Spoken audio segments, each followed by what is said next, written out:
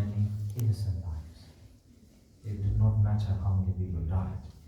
If it can serve their greed and ego, they would force it to happen. We are now in this modern day and age still facing the same amount of situation around the world. We all know that.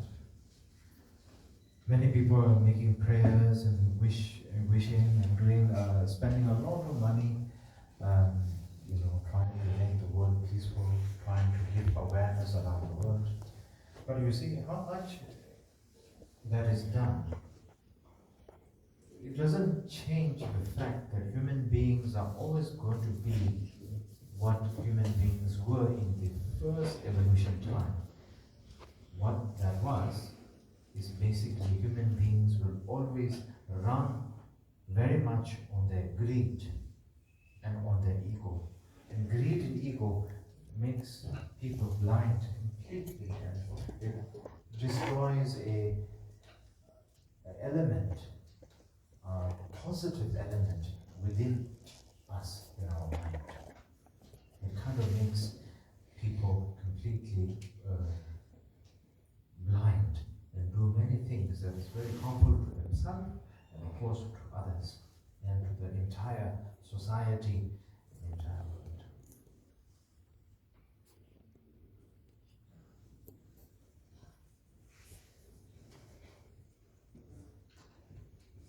Zostałem poproszony przez Witka o przedstawienie siebie. Część osób może mnie znać, osób, które są uczniami Dengling czy Grundtvig, więc na pewno wiele z tych osób mnie zna, natomiast mogą być też nowe osoby, więc moim tytułem jest Kielce. To oznacza, że jestem reinkarnacją, po tybetańsku Turku, i dla mnie to jest dziwne doświadczenie przedstawiać samego siebie, ale skoro zostałem poproszony, to zrobię. Więc w tybetańskiej tradycji mamy właśnie coś takiego jak reinkarnację, takich reinkarnujących się mistrzyń, którzy wybierają swoje odrodzenia, żeby kontynuować nauki, kontynuować swoją aktywność, pomagać innym, pomagać sobie, służyć ludziom, pomagać im, jak być prawdziwym człowiekiem, prawdziwymi ludźmi.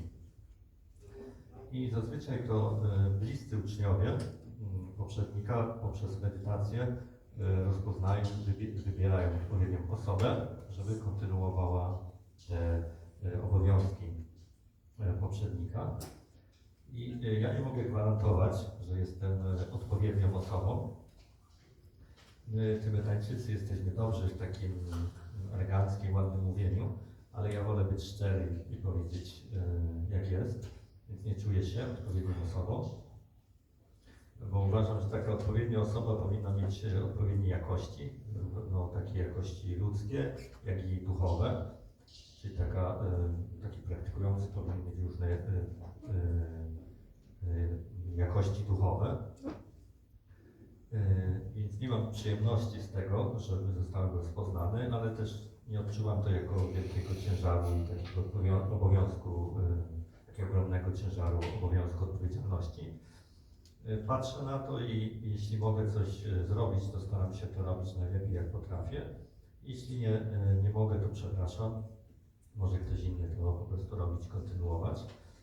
Więc moim tytułem jest Tylko Kielce, jak uczę. Jestem Tybetańczykiem, urodzony w Nepalu, teraz mam 33 lata. Otrzymałem pełen trening buddyjski, nauczyłem się też języka angielskiego. Przeszedłem też taką edukację zachodnią, odnośnie zachodniej europejskiej historii, kultury, społeczeństwa, przekonań, tradycji.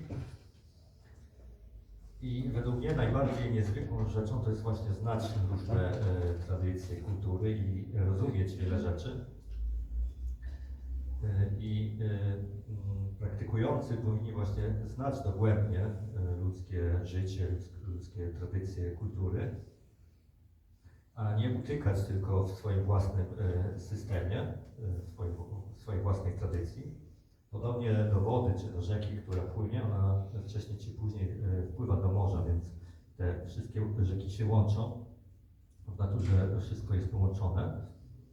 Więc znajomość różnych stylów ludzkiego życia powoduje wiele wspaniałych rzeczy. I to dzisiaj może być właśnie wykład, może być dyskusja, zależnie jak chcecie, jak chcą też organizatorzy Witek. Mamy rano trochę czasu na to i tematem naszego spotkania jest nadzieja w trudnych czasach, jak podejść do tego z mądrością, z dobrocią. I my wszyscy wiemy, jak te społeczeństwa ludzkie się rozwijały, że dawniej byli homo sapiens, byli homo erectus, byli neandertalczycy i tak dalej. Już teraz nie będę wszystkich tych nazw, ale znamy tą teorię rozwoju. Jest też teoria wielkiego wybuchu i że życie najpierw powstało z morza i potem z morza, z wody trafiło na ląd. Więc natura ma swój styl życia, swój styl bycia. Żeby przetrwać, każdy gatunek musi chronić samego siebie, swój własny gatunek. Te istoty polują na inne organizmy, żeby ich gatunek przetrwał. Muszą też znaleźć bezpieczne miejsce do życia dla siebie, dla swojego potomstwa. I w ten sposób zwierzęta podążają za matką naturą, za prawami natury. Natomiast ludzie są bardziej skomplikowani emocjonalnie, umysłowo i myślą w ten sposób, że chcemy wszystko dla siebie, chcę wszystko, co tylko zapragnę, także rzeczy innych i przez to ciągle wybuchają wojny. W każdym pokoleniu ludzkim widzimy wiele wojen, były jakieś wojny, widzimy wiele wojen. I mówi się, że te wojny mają jakieś cele, ale tak naprawdę zawsze chodzi o ego, o ludzkie ego, o udowadnianie swojej siły, o wzbudzanie lęku w innych i przez to niszczenie życia bardzo wielu niewinnych osób. I potem ci, którzy wygrywają, uważają to za wielki sukces, ale tak naprawdę to jest jak wielka porażka. I to utrzymywanie tej nadziei w tak trudnych, burzliwych czasach jest bardzo trudne. Natomiast my nie jesteśmy tutaj, żeby zmienić cały świat. Trudno jest, czy niemożliwe jest zmienić cały świat, ale to, co możemy zrobić, czy możemy poprawić, to możemy poprawić samych siebie, nasz umysł, nasze emocje. To jest w naszych rękach. I dawniej byli królowe w Europie, Azji, w Chinach, Mongolii, Turcji i tak dalej. I oni mieli jeden cel. Chcieli żyć wiecznie. Znaleźć taki eliksir wieczności i móc żyć wiecznie.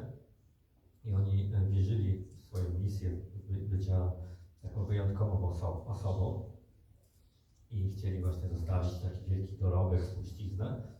I w imię tego niszczyli bardzo wiele istnień. Ich wypełniała chciwość ego i w imię tego byli w stanie odbierać życie bardzo wielu niewinnym osobom.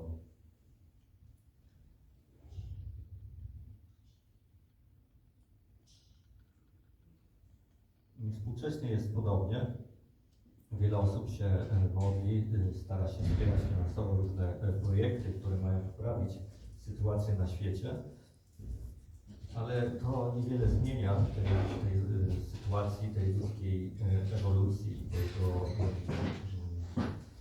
tej kondycji ludzkiej, która polega na tym, że ciągle gonimy za chciwością i swoim ego. To jest nasza ślepota, która niszczy pozytywne rzeczy. To jest ta nasza ślepota, która rani innych, siebie i cały świat. I think the one thing, that we must always remember is wisdom and kindness always come together, it works together. Without wisdom, kindness is very difficult to achieve. Without kindness, there is no such thing called wisdom. When a person develops a lot of, knowledge, it can only be just when a person is very, very, she or he is very, very educated. It can be, you see, only with a lot of high level of, cleverness, a very subtle cleverness, but not wisdom. Wisdom is with a lot of lively feeling. I always say, is like a flickering fire, you know. It is live, it is feeling, it is, what do you call that, fluid. It is able to absorb, analyze, it is able to manipulate, and so forth. This lack of wisdom and kindness in the world is what the result of so much suffering and pain we go through. I always repeat one word, and that is be transparent.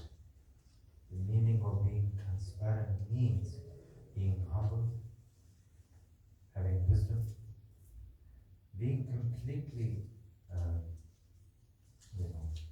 honest, admitting to yourself, surrendering to yourself. Because in order to surrender to your teacher, or whatever you believe in, one must first surrender to yourself, having confidence in your mind, knowing that your mind is the one that leads you in the path.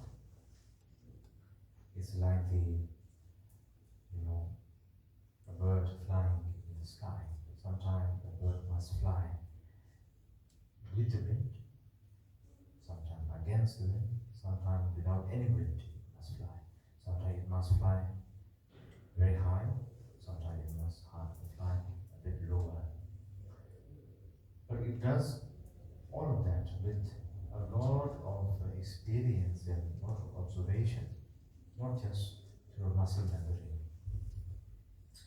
Just like that, human beings, we have developed our mind in a very, very, very complex situation.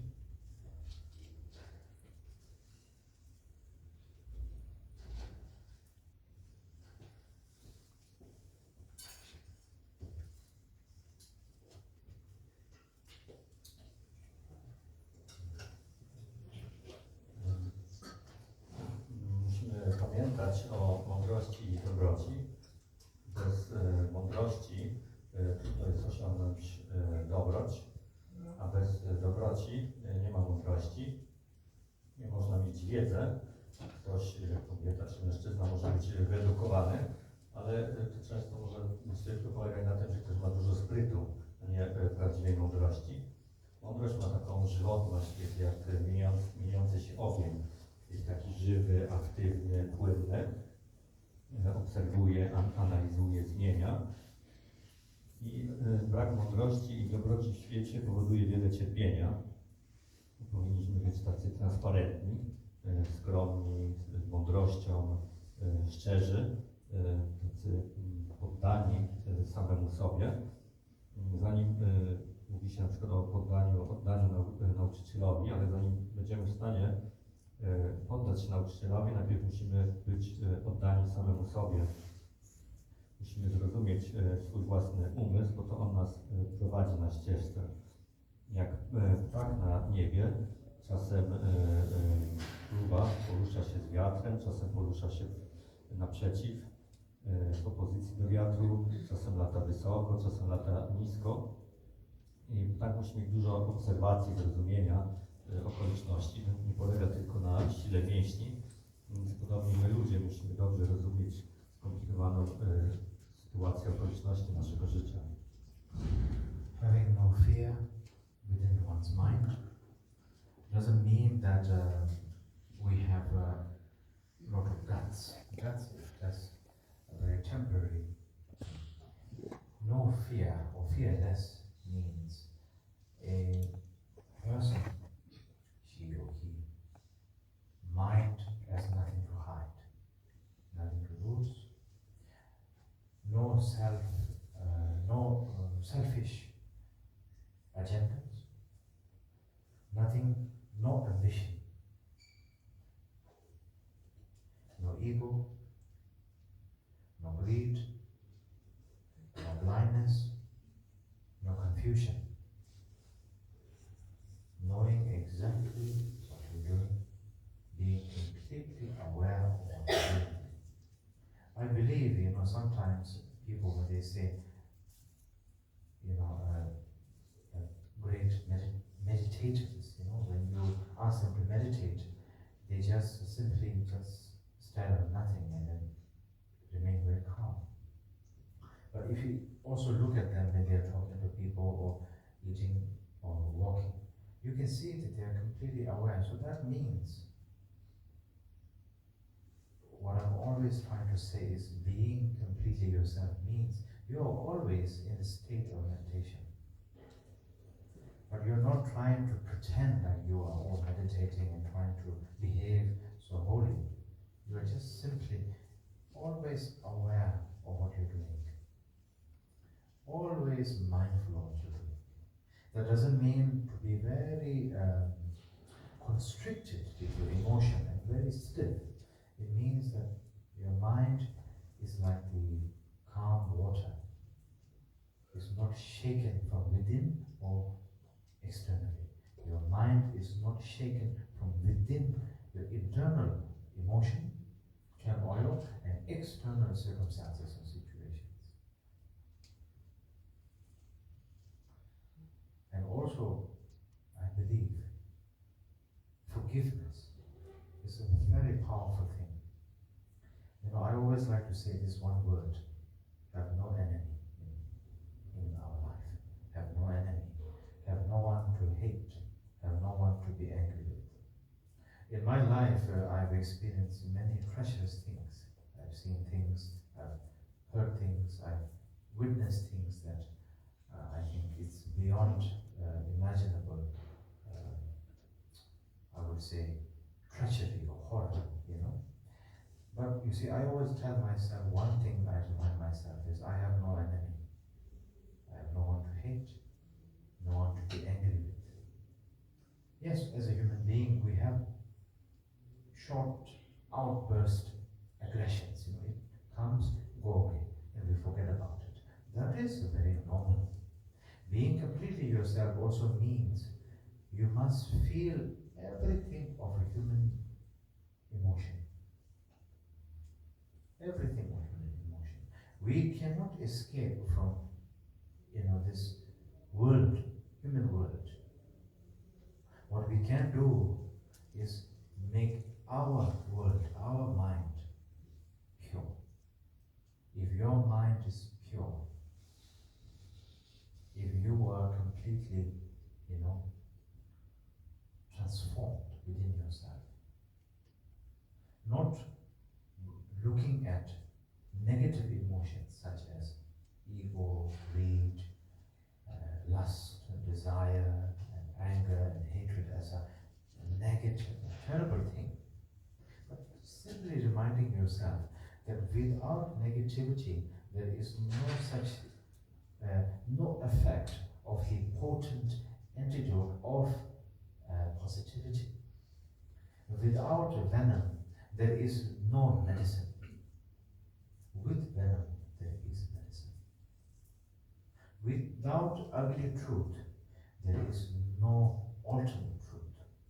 So I always say the dark, the negative, the horrific things are very important because it helps encourage us, inspire us to see it's not inevitably dark. It is actually positive. It just temporarily transforms itself into that. Sometimes I feel, for example,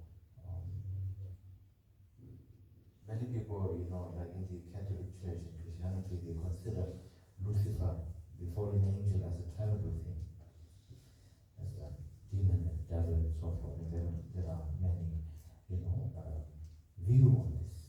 I don't want to go too much deep in this, since I'm not a follower of that religion.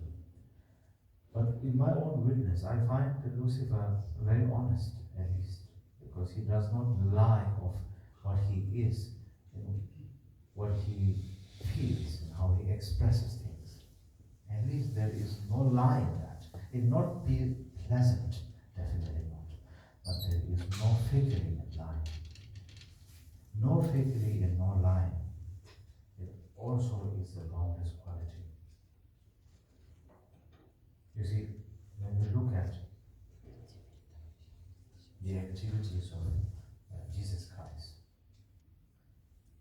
so many people like him, for example, throughout the history.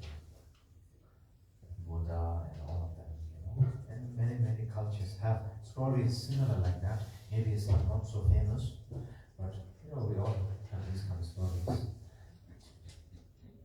What is it, the one thing in common all of them have is they have no enemy. They take what is most in the human world considered as a very horrible, negative, violent, vicious, nasty thing. And they try their best living their life and living as an example, transforming that bit by bit, step by step into positivity. And showing that and living that constantly. Yet, knowing and aware of the society, aware of human beings. I always say one thing, being a genuine human being or dedicated Dharma practitioner means you are also aware of what is happening around you. Happening with yourself and happening around you constantly.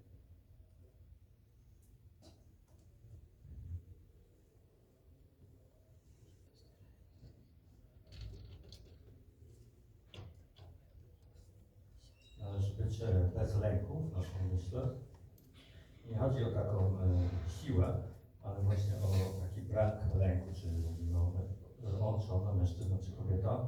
To jest taki umysł, który nic nie ukrywa. Jest bez egoizmu, bez ambicji, bez ego, bez chciwości, bez ślepoty, bez pomieszania. Wiesz dokładnie to, co robisz. Jesteś świadomy, świadoma tego, co robisz. Wielcy medytujący tacy byli. Jeśli prosiło się ich, żeby zrobili medytację, to siadali i po prostu byli obecni. Ale było tak samo, kiedy chodzili, rozmawiali, kiedy coś robili, przejawiali taki sam rodzaj, taki sam poziom obecności. I my zawsze jesteśmy w medytacji, tylko nie zawsze jesteśmy bez tego udawania. Powinniśmy być zawsze świadomi tego, co robimy, bez ucisku naszych emocji, jak taka woda, która jest nieporuszona. Umysł, który jest nieporuszony przez żadne zewnętrzne i wewnętrzne okoliczności. Także ważne jest wybaczenie. Nie powinniśmy mieć żadnych wrogów, nie powinniśmy mieć do nikogo złości czy gniewu. Ja osobiście doświadczyłem w życiu wielu trudności, wielu trudnych sytuacji, tragedii, ale nie mam wrogów, nie mam do nikogo gniewu i złości. Oczywiście czasami w naszym życiu pojawiają się takie wybuchy emocjonalne, na chwilę się denerwujemy, ale to zaraz znika, to jest innego. I być sobą znaczy pozwolić sobie na posiadanie, na doświadczanie tych wszystkich emocji. Natomiast stopniowo możemy sprawić, że nasz świat, nasz umysł stał się czysty. Jesteśmy w stanie, możemy przekształcić siebie. I nie powinniśmy patrzeć na chciwość, pożądanie, gniew jako na coś złego, ponieważ bez negatywności nie ma pozytywnego, nie ma antidotum. Tak, bez trucizny nie ma lekarstwa. Bez względnej prawdy nie ma ostatecznej prawdy. I trudności właśnie są trudne, ale one nam pokazują właśnie też tą pozytywną stronę, bo one przejawiają się tylko na chwilę i za chwilę znikają. W chrześcijaństwie, w katolicyzmie mówi się o Lucyferze, o diable. Nie chcę mówić za dużo, nie jestem wyznawcą tej tradycji, ale jako tylko przykład to Lucyfer, wiadomo, że to jest taka straszna, negatywna postać, ale przynajmniej on nie był kłamcą. Może nie jest pozytywną osobą, ale jego postać jest szczera, jest bez kłamstwa. Są wyznawcy Chrystusa, są praktykujący, podążający za Buddą czy w innych tradycjach. Jest wiele historii. I jeśli przyjrzymy się tym postaciom z tych właśnie tradycji, z buddyzmu, z chrześcijaństwa, założycielom, to co było podobne, to oni nie mieli wrogów. Nawet spotykały ich najgorsze rzeczy, to starali się je przekształcać krok po kroku w coś pozytywnego. Znali społeczeństwo, znali ludzi, wiedzieli, co się dzieje. I my, podobnie, my praktykujący, powinniśmy robić w ten sposób, powinniśmy wiedzieć dokładnie, co się dzieje dookoła nas i co się dzieje w środku nas. I think the very crucial and direct point is very, I would never say having hope on, just having hope is an important thing. I don't think so also, because having hope, hoping for something to happen is an element. But I think, I believe and I think that having this trust in the element what we have within ourselves. We don't need to look at anything else externally. We don't need external clues and validations or things, points, and so forth. We have actually within our own mind so much boundless quality. One must look into your own self and utilize that and remain in that, in that present moment, so to speak. Because the truth is, you are your own witness, you are your own teacher, you are your own ultimate enemy, you are your own, judge. Whatever you choose, virtuous or non-virtuous, right or wrong, it is all in your hands, in our hands, ultimately. I think that is a very crucial thing, that we as a person, we as Dharma practitioner must remind ourselves constantly. It gives us a lot of inspiration. Sometimes I always like to say, I'm not inspired by things externally. I'm very inspired by things what we already have within ourselves. If we can utilize it. Of course, if we cannot utilize it, then it is there's nothing there. It's like looking, staring at a blank page. There's nothing appear from that. But if one can recognize what you have within yourself, it is, I would say, endless elements that can be very beneficial in every way. Today, in my words, I won't refer too much Buddhist point of view, because today, since it's more of a general topic, I'm just trying to make it more general, so I hope that everyone understands this. I also want to emphasize that the world is not going to get any better, and we all know this very well. That is the honest truth. It's not getting any better in any way. Of course, on one hand, the advanced technology is extremely fast moving, and but it's like the most strangest part is that how advanced human beings are becoming. The history is repeating itself over and over. That never kind of stops. But I believe that it's very important. We don't lose hope in the values of being genuine, being honest, being humble, being kind. Kindness, one of the most precious things about kindness is completely free. It does not cost us even anything.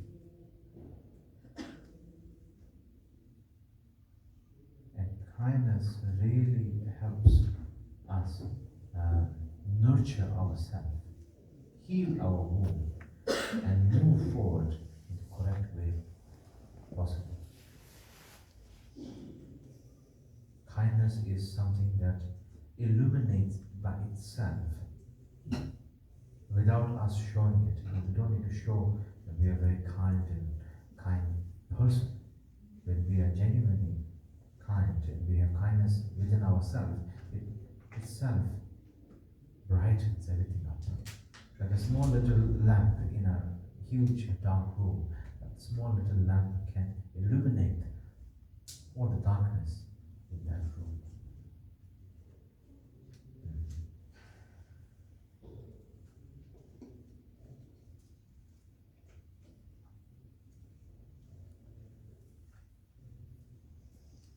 I główny taki punkt, który chciałem podkreślić, kiedy mówimy tutaj o nadziei, to myślę, że mieć nadzieję nie jest takie ważne, ponieważ takie utrzymywanie nadziei jest bardzo męczące. Myślę, że należy mieć wiarę w to, co jest w nas. W naszym umyśle są nieograniczone jakości i powinniśmy używać tych jakości w każdym momencie, w różnych chwilach. Jesteśmy swoim własnym świadkiem, nauczycielem, wrogiem, sędzią. Wszystko pozytywne i negatywne jest ostatecznie w naszych własnych rękach. I my, jako praktykujący darmy, powinniśmy o tym pamiętać. Mnie nie inspirują tak bardzo zewnętrzne rzeczy, ale najbardziej inspirują mnie te wewnętrzne jakości. Jeśli potrafimy je używać, jeśli potrafimy je rozpoznać, to w nas jest wiele pozytywnych jakości. Dzisiaj nie mówię tak dużo o buddyzmie. Temat spotkania jest bardzo ogólny, więc staram się mówić bardziej ogólne. I świat się nie poprawi i dobrze to wiemy, że taka jest prawda. Oczywiście technologie się rozwijają, ale pomimo rozwoju różnych technologii, to historia się ciągle powtarza. Ale nie powinniśmy tracić nadziei w te wartości, w te jakości bycia autentycznym, szczerym, dobrym. Dobro ci nic nie kosztuje. Dobro ci pomaga uzdrowić nas i prowadzi nas we właściwym kierunku. I dobro ci rozświetla samą siebie. Kiedy jesteśmy dobrzy, to nie musimy o tym potem mówić, czy tego pokazywać, to widać. Jest jak lampa, która rozświetla pokój i rozświetla samą siebie. I think having said all what I said, I don't want to now go on like this because time is limited. But basically what I want to say is the only thing that can help all of us is our own mind, our own environment, what we can make and achieve within our hearts. Externally, things are very temporary, as we can all see that. Temporary human beings achieve peace, harmony, and so forth. But that doesn't last long because we have not achieved that internally. Internally is possible. That's why when I say being genuine and transparent, that is for lifetime. It's not for temporary sake. When you have, how would I say, it is like almost saying a fire. If you have a small amount of fire carrying in your hand, if you tell yourself that fire cannot illuminate darkness, it is impossible. Same point that way, having quality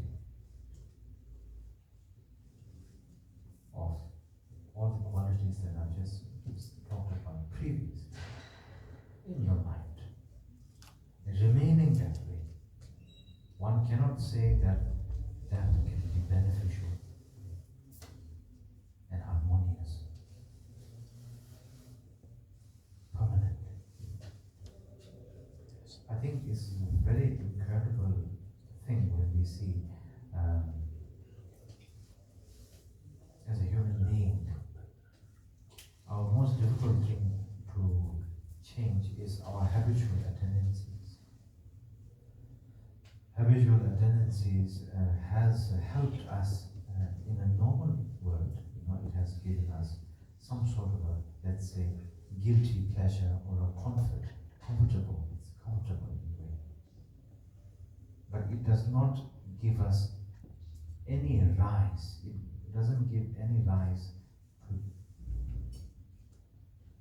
positivity, benefit, or connection or anything. It kind of dulls us more and more.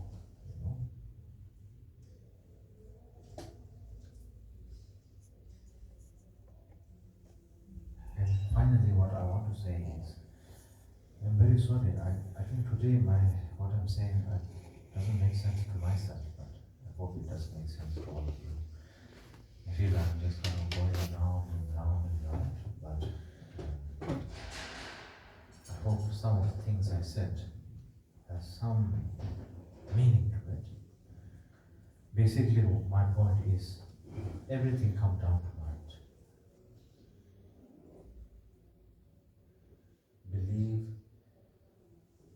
We believe in the qualities that we have in our mind, and that is something we don't lose hope in. So not losing hope with wisdom, not just basically blindly having hope in everything. We cannot change anything externally, but if we are completely ourselves within our mind, that changes everything else. Yes. That is my point I want to say. So finally I want to thank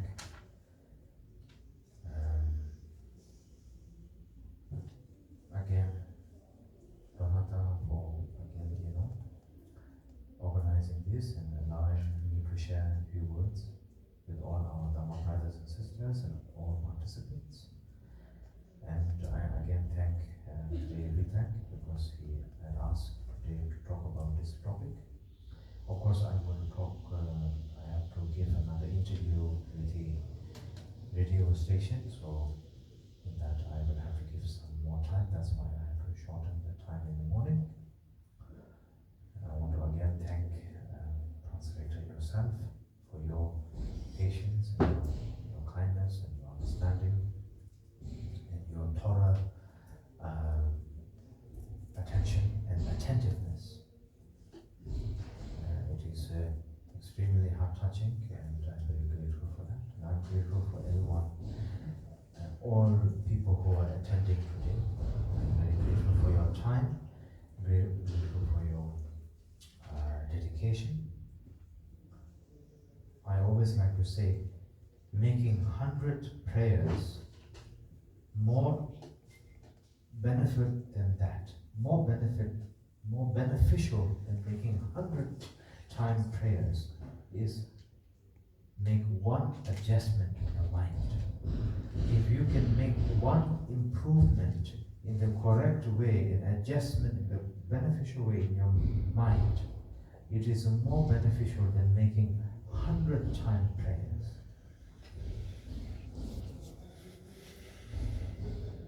If you just wash the cup from outside and not wash it inside, then it's no point of washing anything.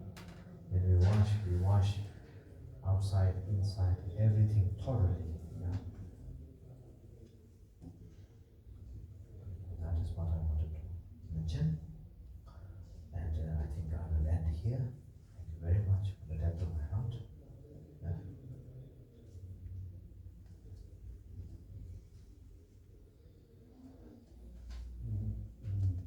Jakby powiedziawszy wszystko, co chciałem dzisiaj przekazać, to tak na podsumowanie chciałbym powiedzieć, że to, co nam może naprawdę pomóc, to nasz własny umysł, to, co osiągamy w swoim własnym sercu.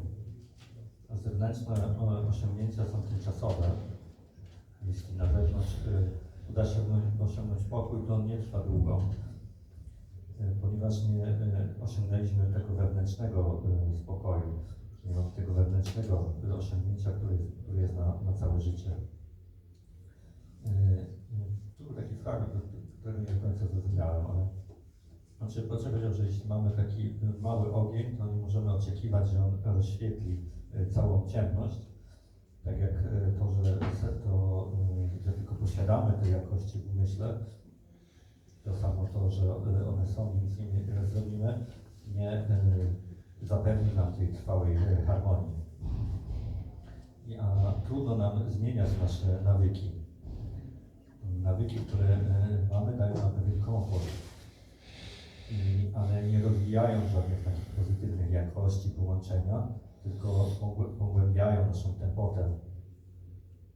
I mam nadzieję, że to, co do Was mówię, ma sens. Dużo rzeczy powtarzam, ale mam nadzieję, że są tutaj rzeczy, które mają dla Was sens. To, co chcę podkreślić, to, że wszystko sprowadza się do umysłu. Wszystkie jakości są w naszym umyśle, jest ta mądrość.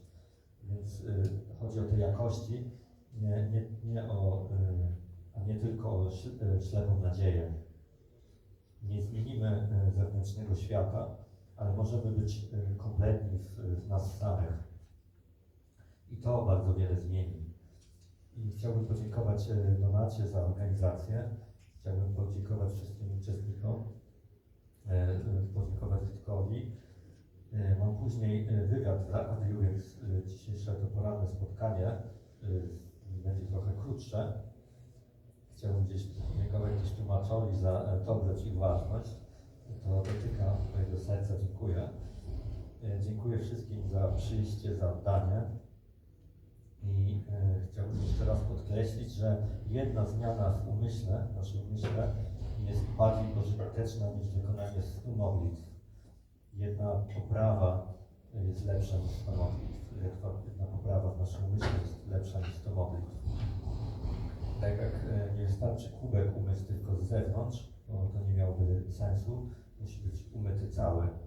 Na tym chciałbym zakończyć i dziękuję. Because we still have some time, it's not like completely out of time. So I would like to maybe ask you 2 questions, and also maybe we'll give a chance if someone would like to join the conversation. One thing I want to ask you about, because you were mainly referring to this internal change, and that in a way there is no chance to change the world. But I'm just thinking about, if we would all a little bit focus on practicing kindness externally, in sense of the community, the society, maybe we would also have a chance to at least slightly change the world in a good direction. That's the one thing. And the second, I would like to just also refer to the resistance, because we know that Tibetan had all the ways, let's say the whole spectrum of resistance in terms of 2008 Olympic Games in China, but before. So also, where is this? How did you find where is the place for resistance here?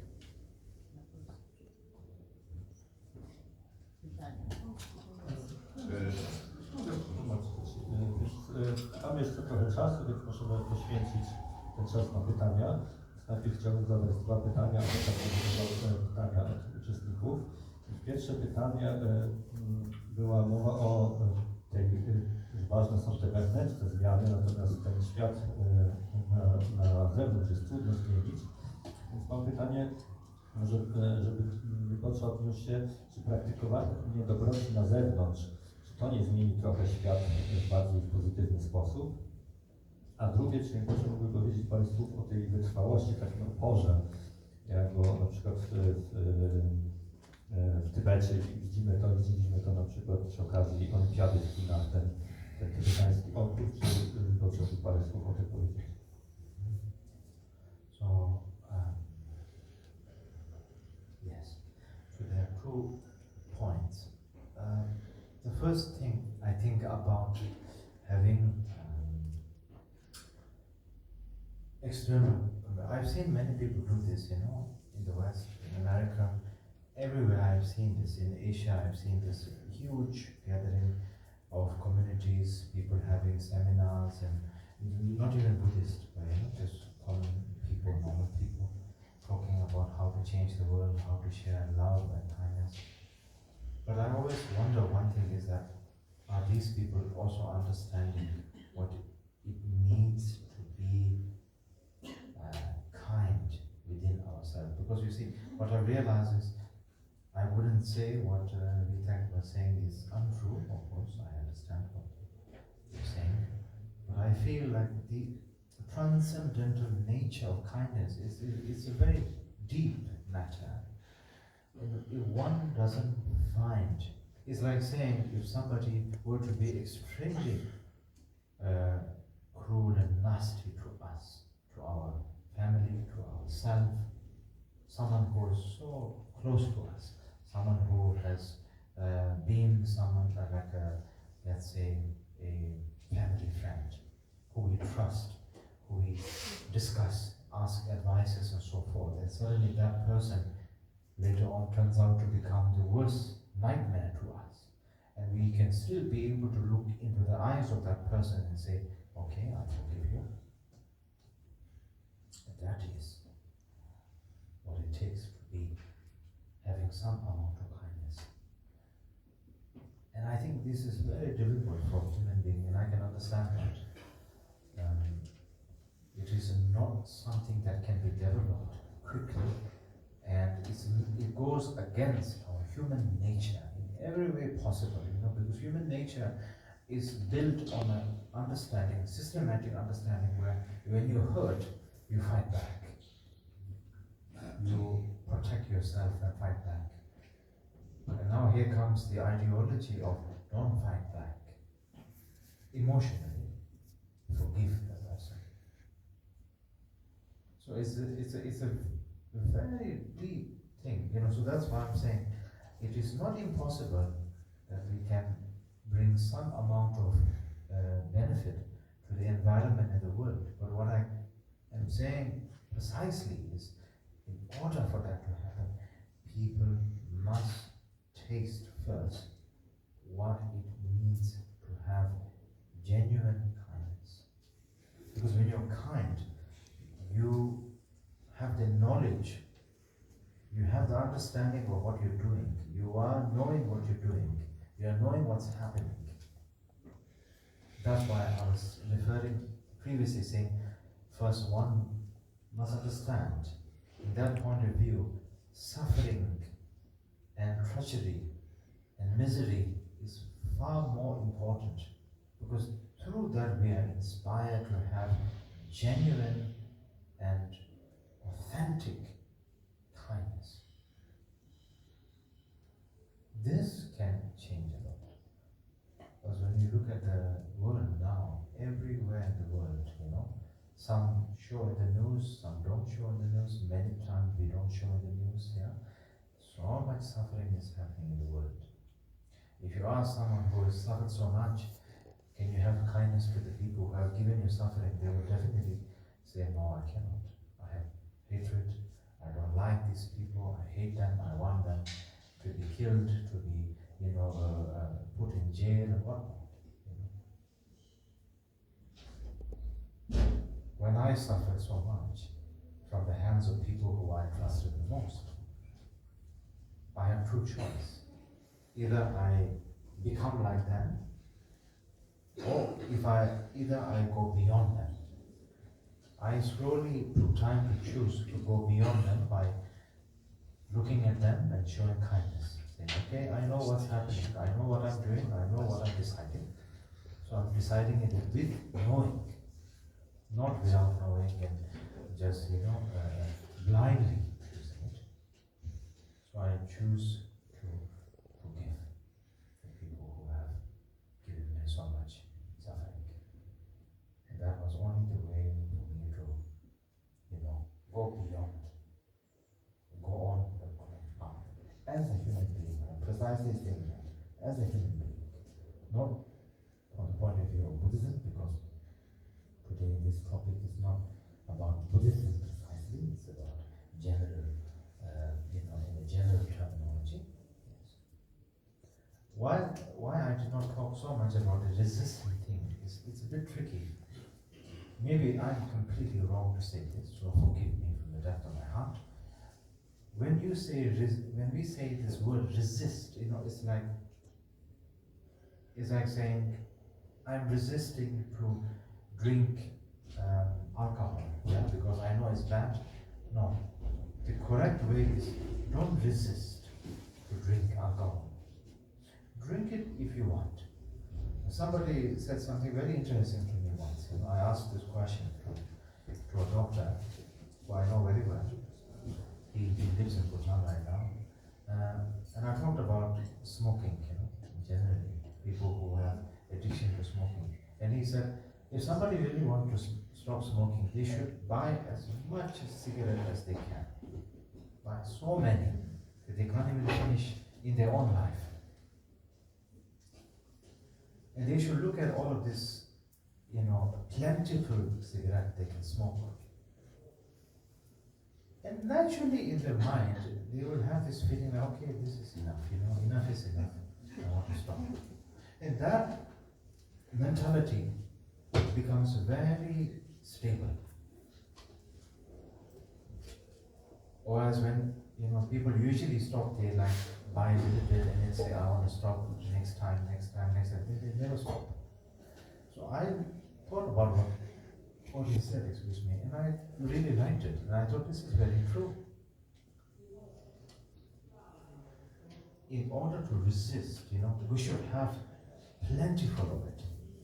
So that our mind helps us to mature the understanding that we are not forced to stop.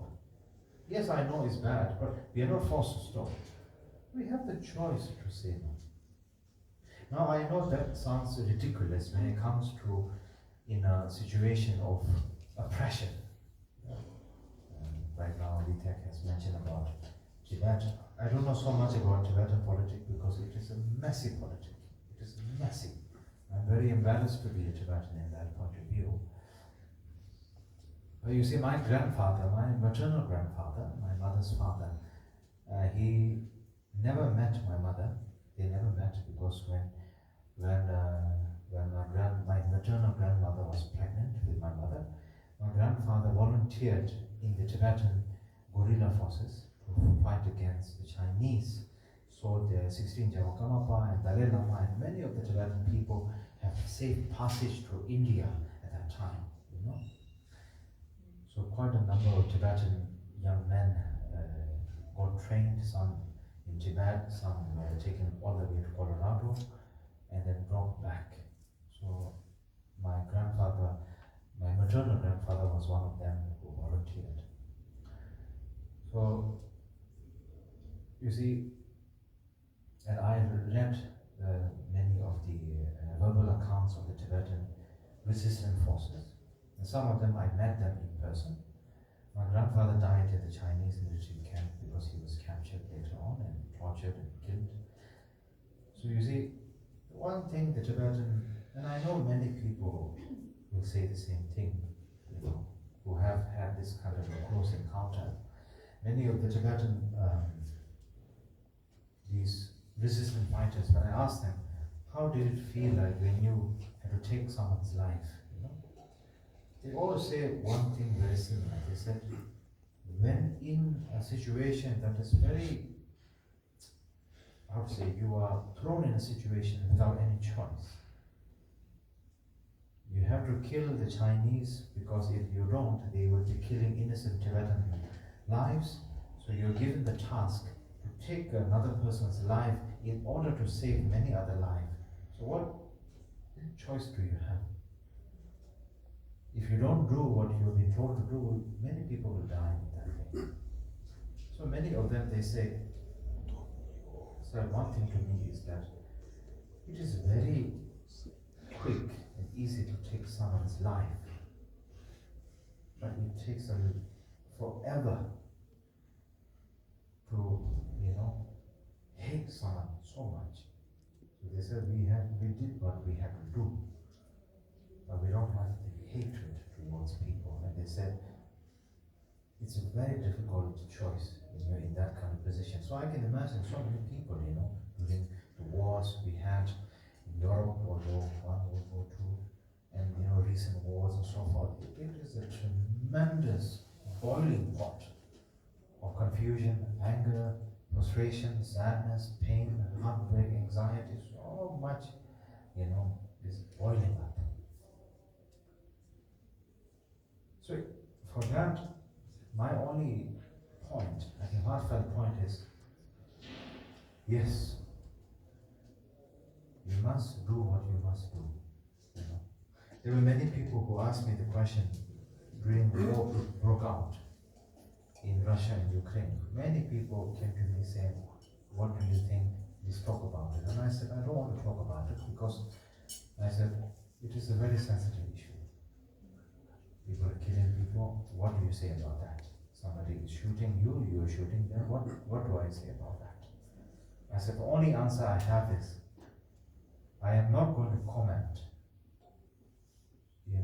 on that matter, but the only thing I will comment is, remember that at least don't have this, because many Buddhist societies were also involved in that time. I said, please don't try to hate each other when countries go into such situation. Don't hate each other for such circumstances and situation.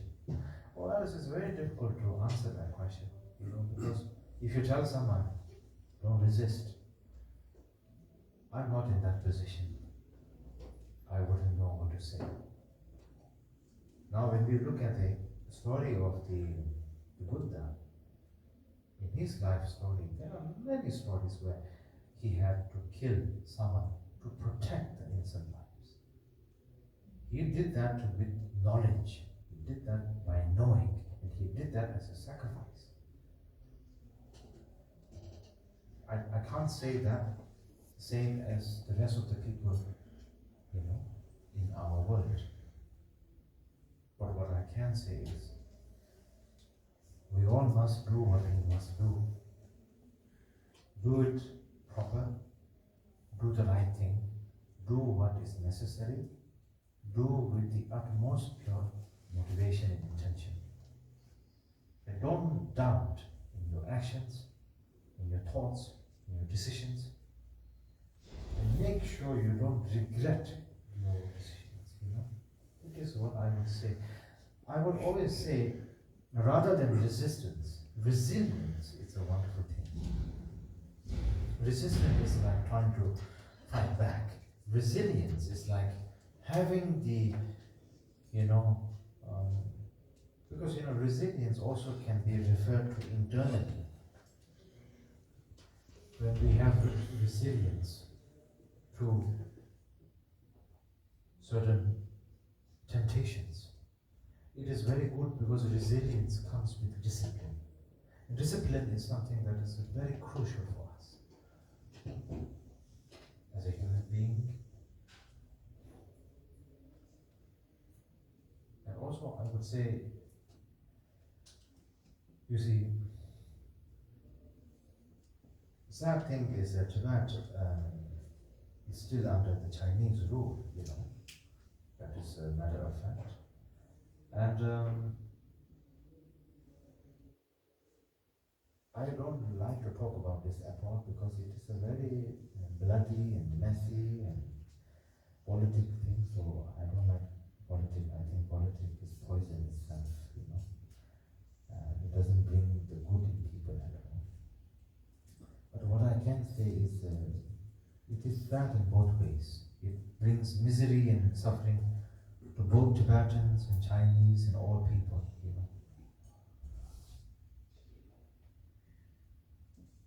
It is sad to see the world is, in a way, becoming very clever, educated and advanced, yet also choosing to become very grisly, animalistic behavior.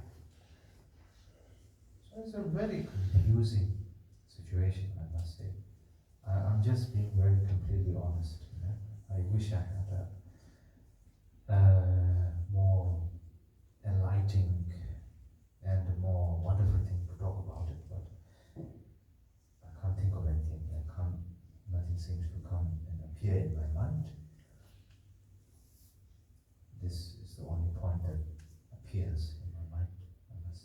That is why I always say, even in the most tremendously horrible time, having goodness, having genuine quality within our heart changes a lot of things. When we show something external, it becomes a very tricky part, because then a lot of ego and self-cherishment and self-importance arise with that.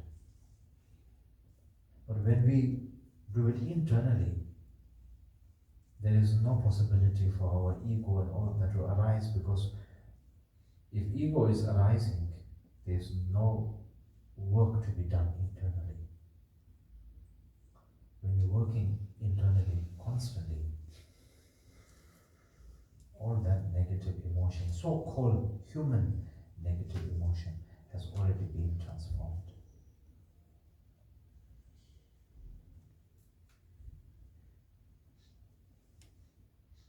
I always say one thing to my fellow Tibetans: don't hate the Chinese. They themselves don't know what they're doing. They themselves are, fueled by greed and ego and all of that. So have compassion to them. Have compassion.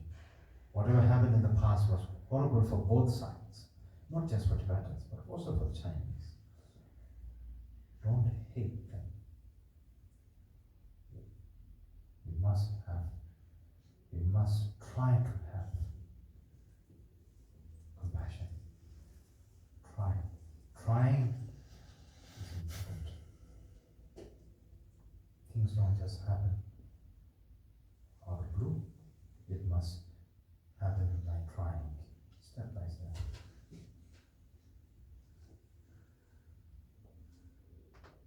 You see, when you resist, it has two meanings, If you're resisting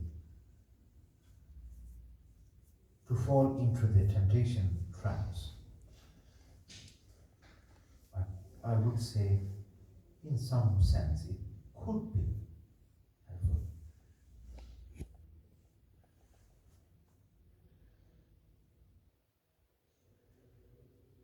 But I would say sometimes, knowingly and with the right motivation,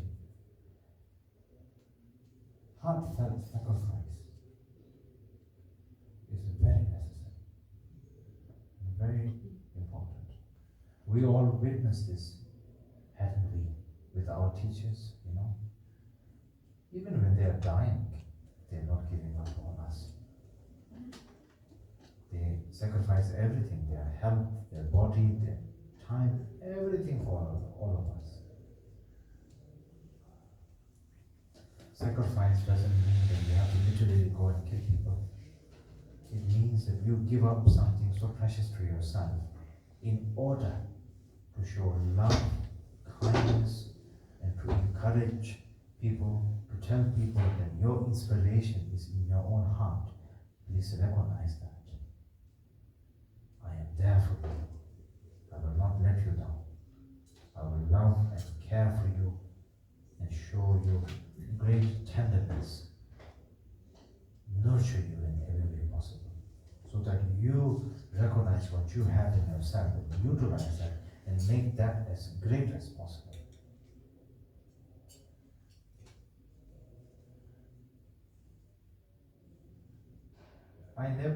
When I make prayers, I never wish for anything, anything to happen or change. I just say one thing, that I want to make sure that whatever I say and do and think is not just to illuminate wisdom and reminder to myself, but I also want to do what is correct and what is important to do, what is necessary to be done for others with the right and correct motivation.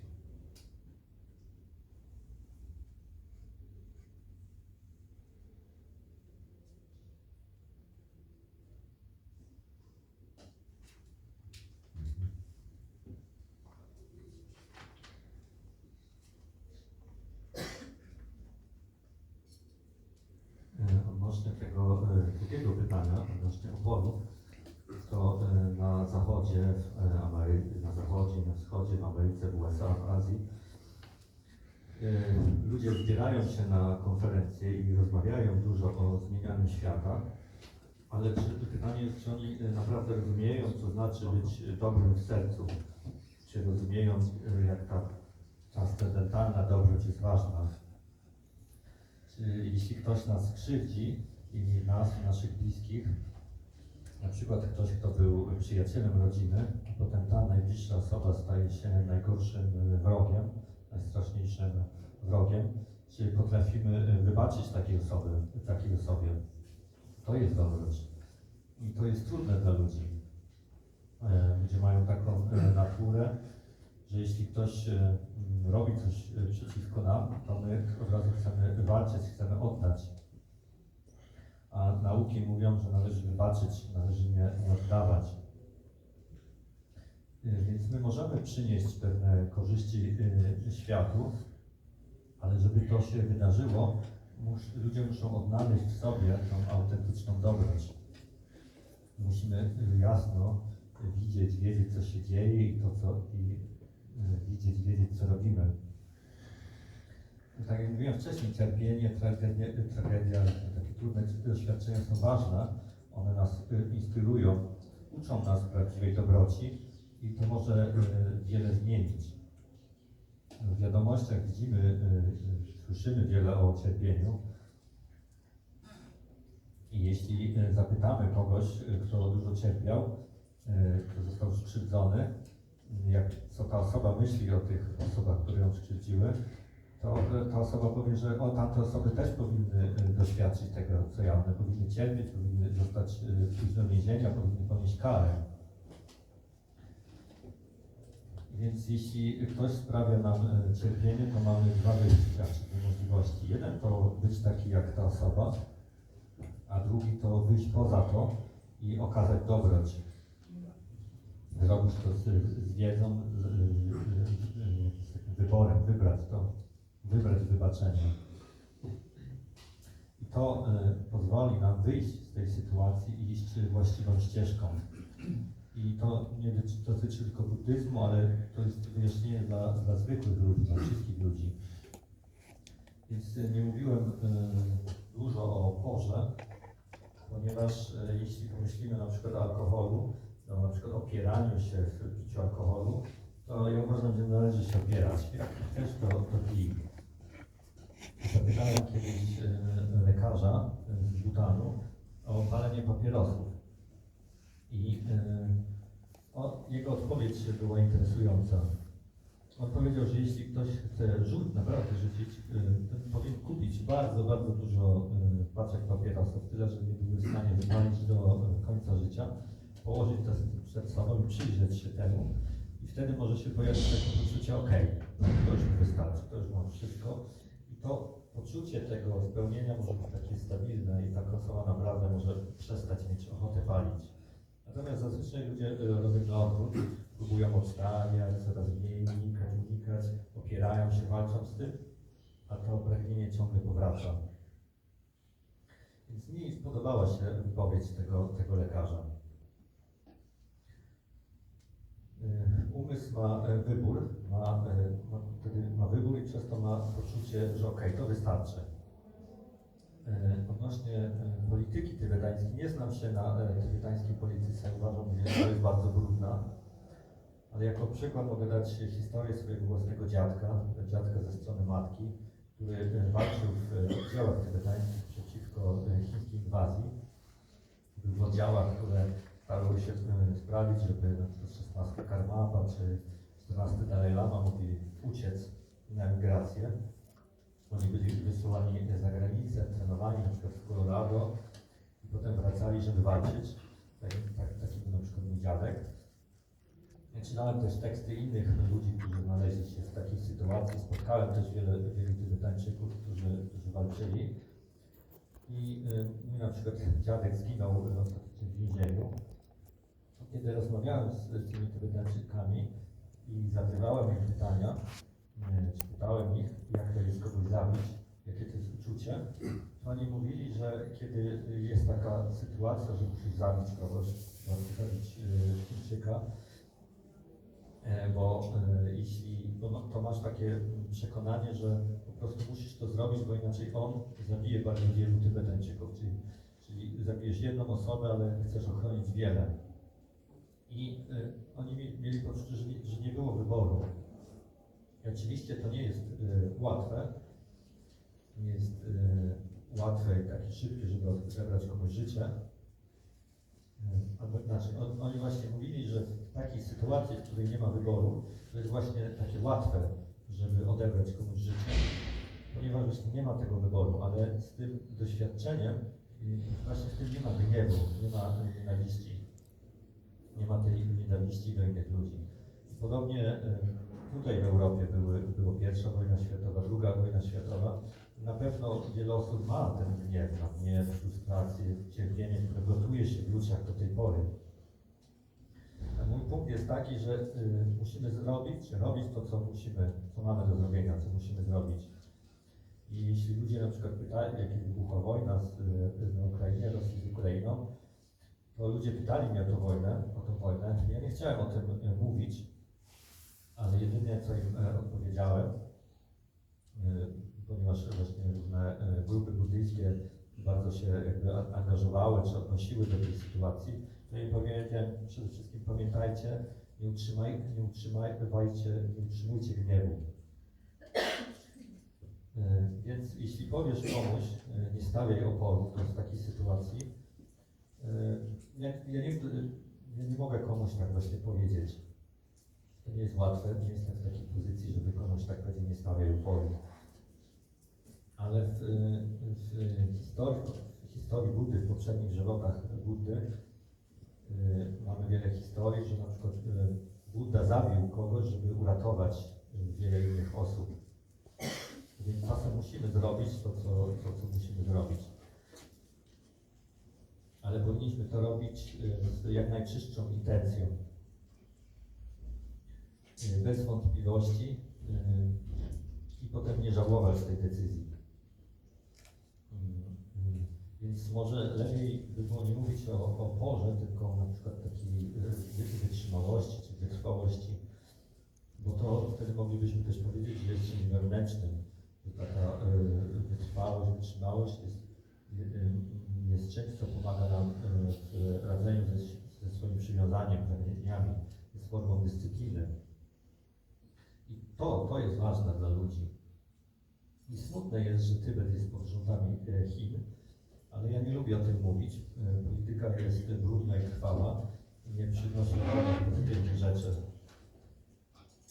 To, co się dzieje, przynosi cierpienie obu stronom, zarówno Tybetańczykom, jak i Chińczykom. Dziwi mnie to, że ludzie są jednocześnie tak wyedukowani, a zachowują się tak prymitywnie. Chciałbym powiedzieć coś bardziej pozytywnego, ale to jest to, co pojawia się w moim umyśle. Ale w najgorszych sytuacjach starajmy się zachować dobroć. Jeśli robimy coś tak na zewnątrz, to zazwyczaj pojawia się ego, że coś udało nam się zrobić, coś osiągnęliśmy, ale jeśli robimy coś wewnętrznie, to nie będzie pojawiać się ego. I jeśli będziemy wykonywać tą wewnętrzną pracę, to przekształcimy te negatywne emocje. Dlatego mówię Tybetańczykom, nie miejcie nienawiści do Chińczyków, miejcie współczucie. To, co wydarzyło się w przeszłości, było straszne, ale nie miejmy nienawiści, miejmy współczucie. Ale to współczucie nie pojawia się znikąd, ono pojawia się z tego treningu, z próbowania. Odnośnie tego oporu, to można też pomyśleć może w ten sposób, że z jednej strony opór jest negatywny, ale może też mieć taki aspekt pozytywny, jeśli pomyślimy, że opór to jest unikanie, żeby wpaść w jakąś pułapkę, w coś takiego negatywnego. Wtedy taki opór może być pomocny. Czasem z taką dobrą motywacją poświęcenie jest konieczne i ważne. Czyli widzieliśmy tego w przypadku naszych własnych nauczycieli, jak poświęcali się dla nas, nawet jak umierali, nadal poświęcali się dla nas. Więc nie zawsze to poświęcenie jest poświęceniem życia, ale jest tym przykładem, jest inspiracją, że jesteśmy dla kogoś, kochamy go, opiekujemy się, żeby ta osoba była najlepsza, jak to możliwe. Kiedy ja wykonuję modlitwy, to zazwyczaj o nic nie proszę. Mówię w ten sposób, że cokolwiek będę robił, czy mówił, aby to było przeniknięte mądrością i aby był w stanie działać, robić cokolwiek jest potrzebne z właściwą motywacją.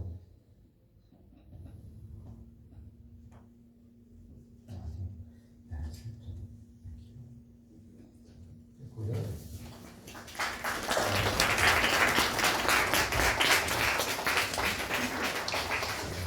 Bardzo serdecznie dziękujemy za to, że Rybacza nas zaszczycił przez 2 dni. Dziękujemy tej, dziękujemy za nauki.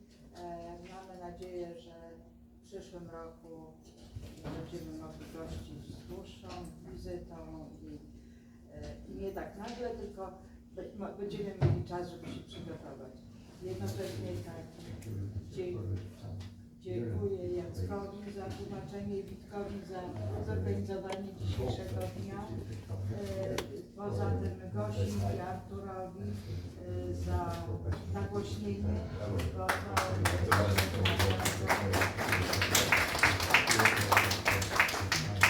I teraz poproszę Witka, żeby powiedział, gdzie można wysłuchać tej audycji i obejrzeć nagranie.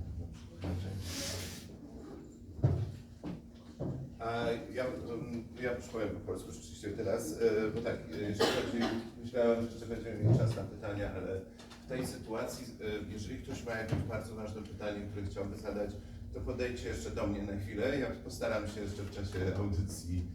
Audycja będzie po angielsku na stronie www.imiradio.pl, najbardziej wielojęzycznym radiu w Polsce, które się znajduje zresztą obok pokoju, w którym się koordynowany był program tybetański, więc wszystko w jednym miejscu na Nowym Świecie, gdzie w ogóle w przyszłości będziemy robić spotkania, ale było was tak dużo, że po prostu musieliśmy, żeby umożliwić to spotkanie dla wszystkich, to zmienić miejsce, więc już zachęcam do wejścia na stronę Fundacji Na Przestrzeń, tam można też sobie oznaczyć w newsletterze, żeby dostawać informacje. Ale ponieważ zdajemy sobie sprawę, że dla części z was jest to też takie chyba bardzo niezwykłe i ważne spotkanie, dla wszystkich jest ważne, ale dla niektórych ekstremalnie, więc właśnie rozmawialiśmy, że może dobrą pamiątką będzie zrobienie wspólnego zdjęcia, więc zamierzamy, pewnie udamy się tutaj na zewnątrz, bo tam jest więcej światła i Rinpoche też I said that we would take a together picture, so to have a souvenir after this meeting. Więc, and Tuptenla, come please.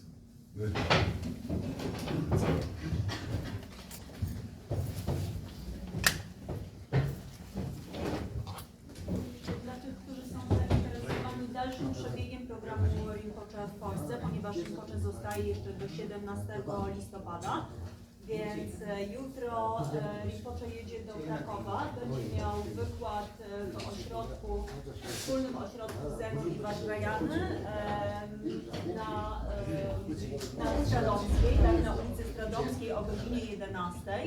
Natomiast w przyszły weekend, piątek, sobota, niedziela będzie jeszcze program.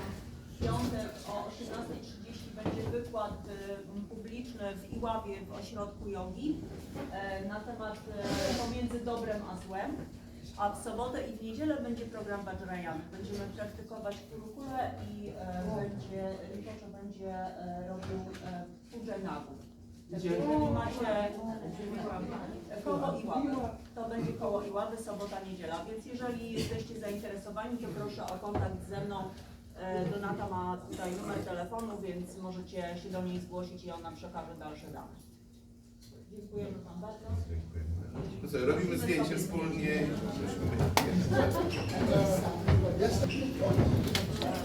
Хотел задать вопрос по поводу Хамбаламы, короче, но в принципе, значит, Римпоче на все ответил. иными словами, можно так сказать, что удобную религию придумали индусы. Но не все так однозначно, естественно, но тем не менее интересно было послушать воплощение Ринпоче. Вот, представительница китайского посольства производила съемку, аудио-видеофиксацию.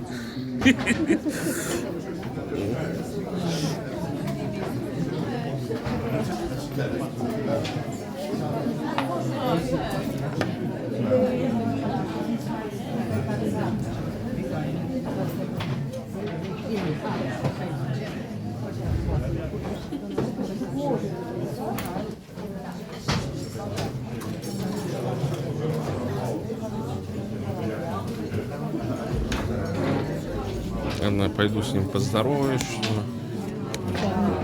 Теток растолкаем.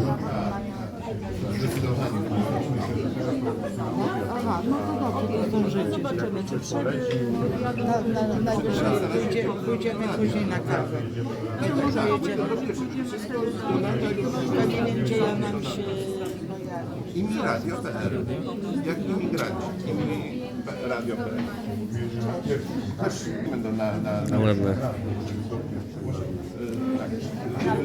do pierwszej, prawda? Что надо было ходак взять какой-то. Do pierwszej Idziemy do ja radia. muszę zostać na studium, bo mamy czeczeński. Swoją drogą gierkę. Jedzenie. No do tego Chińczyka, co będzie? No nie wiem, gdzie to radio jest. Jak Ну, no właśnie teraz też usłyszałam, jak się go zapytałeś. Do pierwszej, czyli dobrze, teraz jedziemy do radia i po radiu sobie wtedy tam już... No, proszę.